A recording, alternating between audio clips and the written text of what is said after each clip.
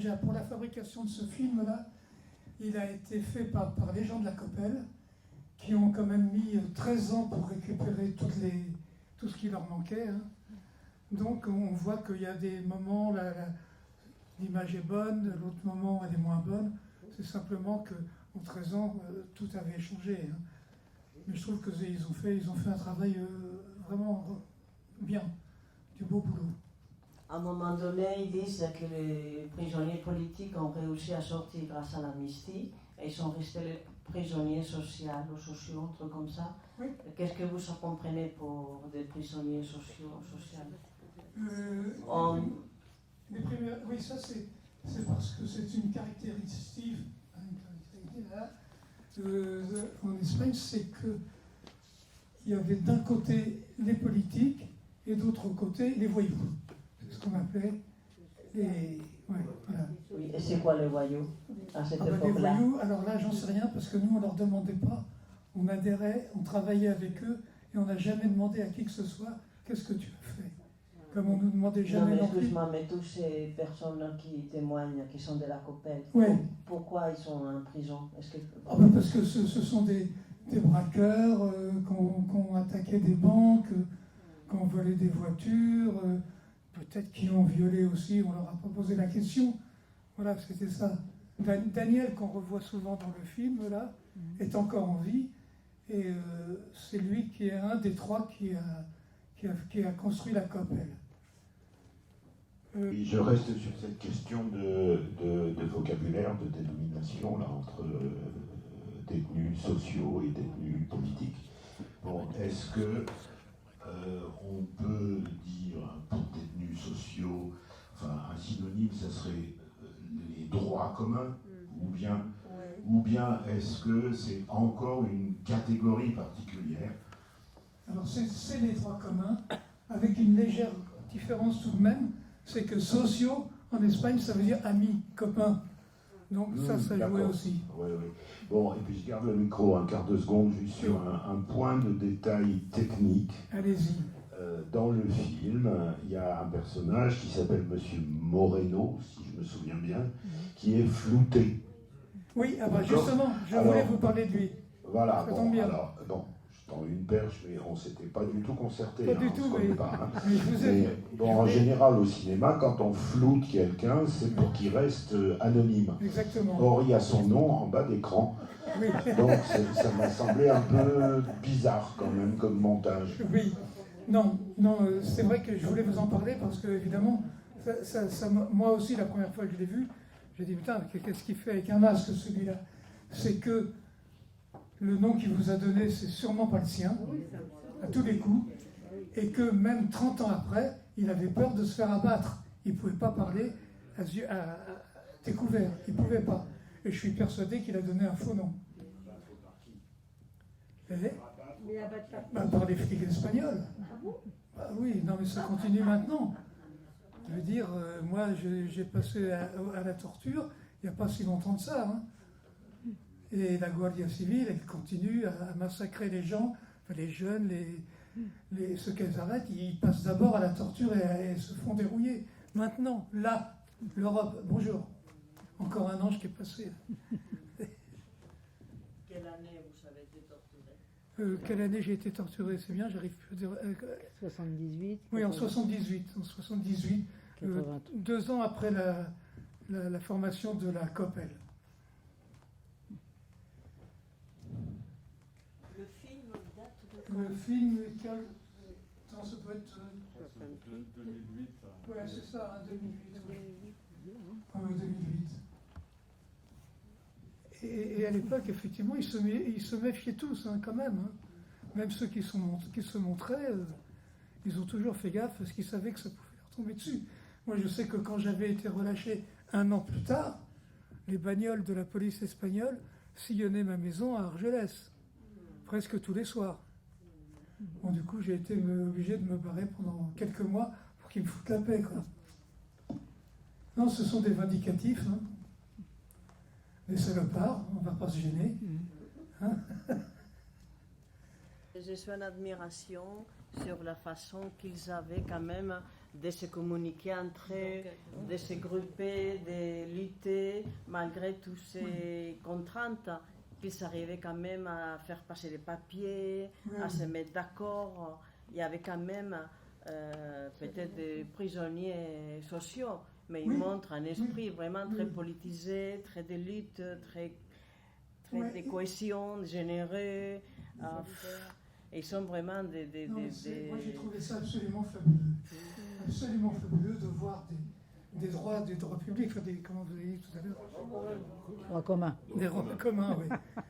Réagir comme ça, s'organiser comme ça, dans une prison qui était les prisons de salopards. Hein.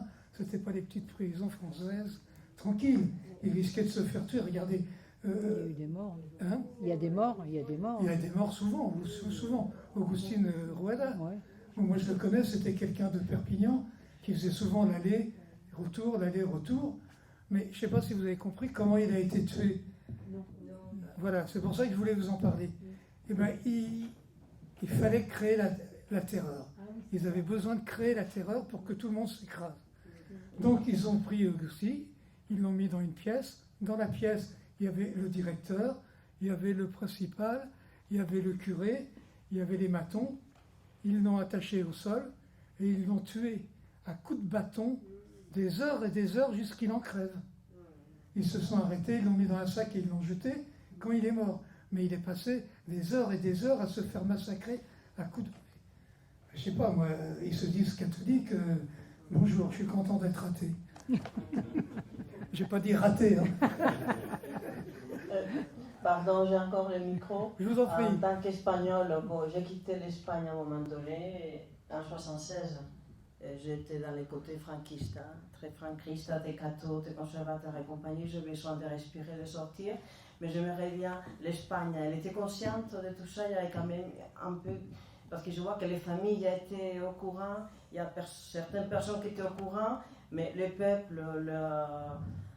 Bon, est-ce que c'est au courant de ce qui s'est passé? Mais même encore, on est assez aveugle.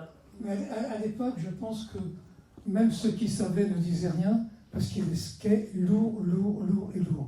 Les seuls qui ont vraiment bougé, qui ont fait le boulot, c'est les mères, c'est les sœurs, c'est les filles.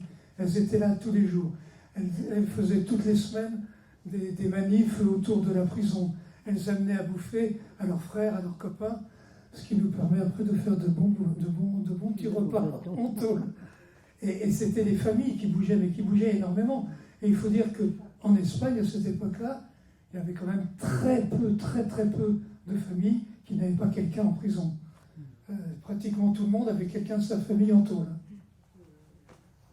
Moi, il y a une question que je voudrais poser. Le plus efficace, finalement, c'est l'héroïne, c'est la drogue. Mais est-ce que ça a été, enfin, comme aux États-Unis, enfin, un peu partout, mais est-ce qu'elle était déjà chez les communs des mortels à l'extérieur et qu'elle est allée dans la prison, ou est-ce que c'est la prison qui a amené la drogue à l'extérieur, parce que c'est idéal pour tuer toute révolte.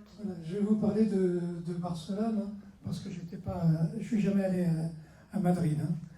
Et alors, on peut dire qu'il y avait du shit. Alors ça, il y en avait partout. Tout le monde fumait, c'était sympa, on était contents. Et bon, c'était pas très dangereux, quoi. Après, non, ça a été. Ils ont d'abord construit les tôles absolument ignobles où on ne pouvait plus parler. Ils ne pouvaient plus parler, ils rencontraient personne, ils passaient des jours sans voir personne, interdiction de bouger, ça a été l'horreur. Et petit à petit, comme les mecs étaient en train de flipper parce qu'ils n'avaient jamais rien vu, ils leur fournissaient un petit tiens, ça va te faire du bien, voilà un petit calmant. Et petit à petit, pratiquement 80 des survivants sont morts de ça. Mais c'était délibéré, hein, c'était calculé.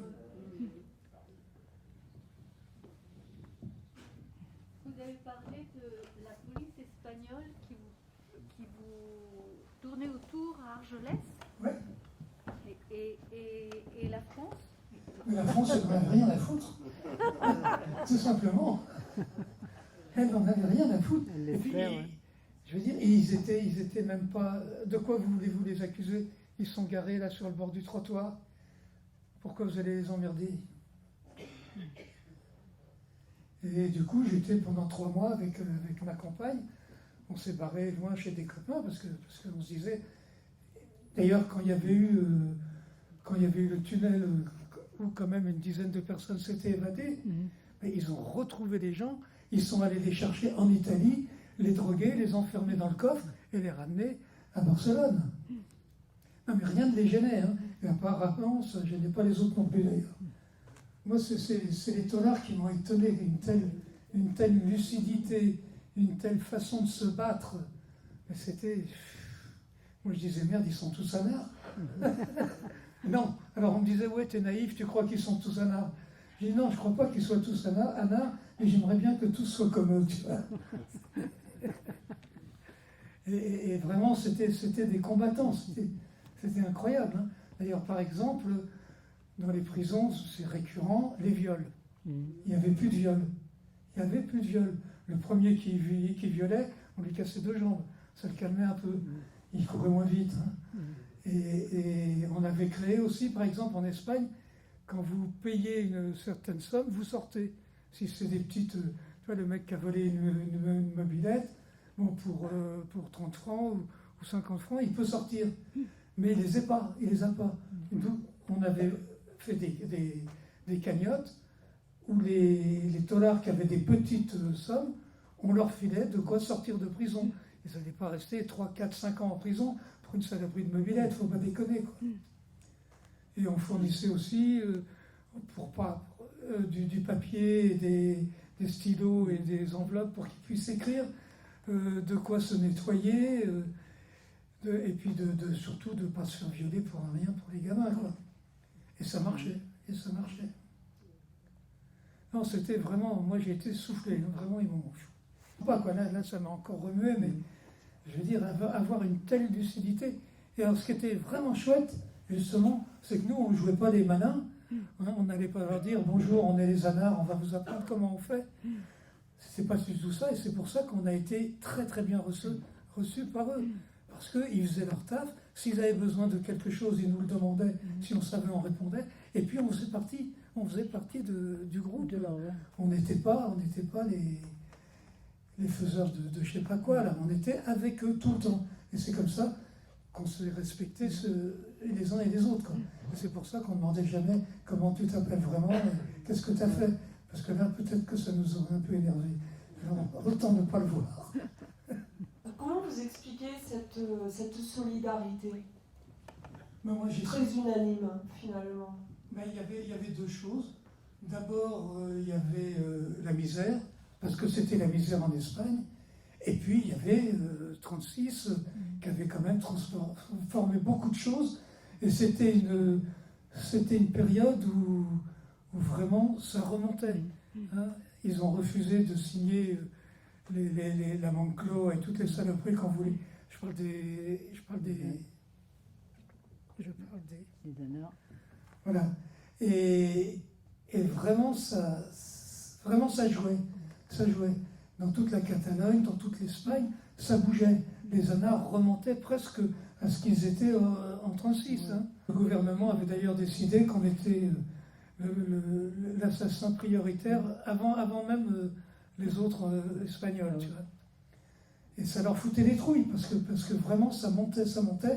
Et tout ça, ça incitait les familles, ça incitait ces hommes qui, je ne sais pas ce qu'ils avaient fait, mais ils demandaient quand même une amnistie, puisque, soi-disant, on passait tout à zéro et on redémarrait.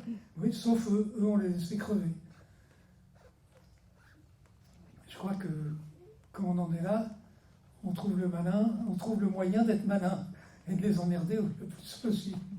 J'imagine qu'à Perpignan, il y avait beaucoup d'Espagnols, beaucoup de réfugiés. Énormément, oui. Et c'est ça qui vous a impliqué dans cette aide à des voisins? Pas du tout. Non? Alors vous pouvez me raconter un Pas peu? Oui, je vais vous raconter ça vite fait. Parcours. Oui, c'est que mon père était de Barcelone et ma mère d'Igualada. Tous les deux tous les deux, arrivés en France, où ma sœur est morte au camp de concentration. Enfin bon, et puis ils se sont installés en France. Donc on vivait en France.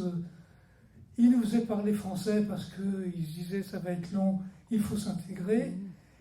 Et après, j'étais en Normandie.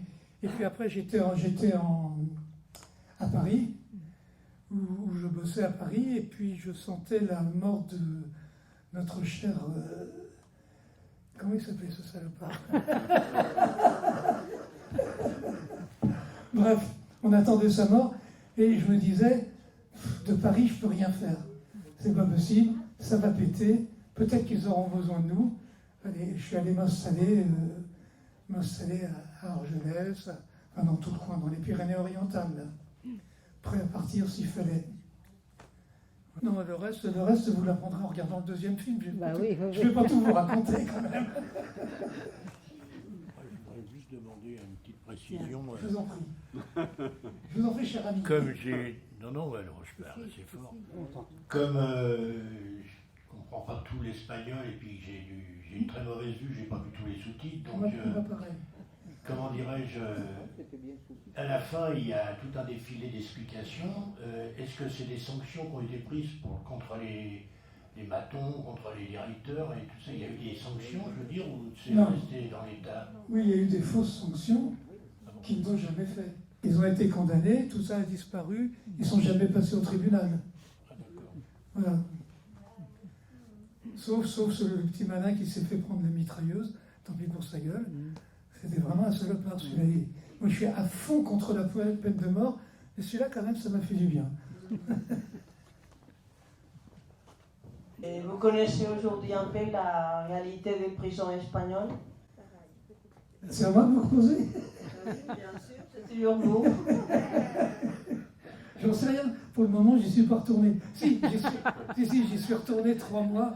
J'y suis retourné 3 mois, quelques années plus tard. Ça se passait beaucoup moins dur quand même. Mais ça tabasse toujours, quoi. C'est moins dur que c'était, mais pour ce que j'en sais, c'est quand même très très difficile. Hein. C'est pas un cadeau. Merci à vous tous.